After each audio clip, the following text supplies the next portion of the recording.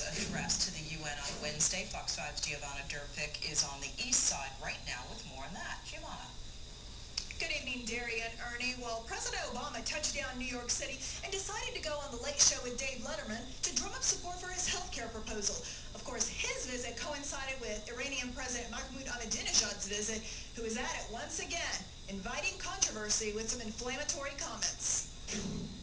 He wants to get people to hate. He wants to get people angry. That's what he's feeding from. Iranian President Mahmoud Ahmadinejad says the Holocaust never happened. And now he's saying he's proud of the outrage that his comment is generating as he arrives in New York, ready to address the United Nations General Assembly. It's absurd that a head of state could say those kinds of things and get away with it. I don't think nobody takes him seriously. Iran Sivan is here on business from Israel and had relatives die during the Holocaust. But he's okay with Ahmadinejad speaking at the United Nations. So he's also a part of the world we live in, and we need to hear what he has to say.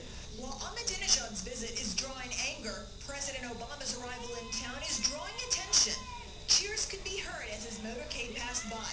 The General Assembly's meeting is shutting down parts of Midtown on the east side, and there's heightened security. All of this is causing delays for some New Yorkers and confusion for tourists like Juanita Smith, who's from Canada. So we don't even know where we're going to start with.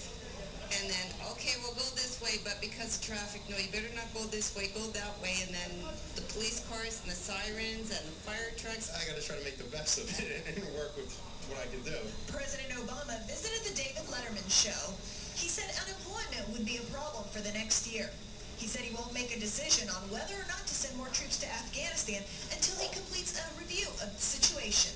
And here's how he addressed the question of whether or not some of the health care debate is driven, at least in part, by racism. First of all, I think it's important to realize that I was actually black before the election.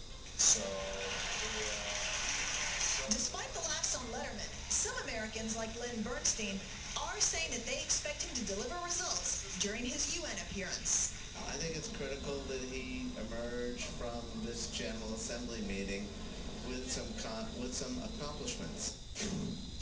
And President Ahmadinejad will be traveling to the U.S. tomorrow and will be addressing the UN General Assembly on Wednesday. Now, as you can see here behind me, the NYPD has an elaborate command post set up for security. Back to you, Derry. Giovanna, thank you.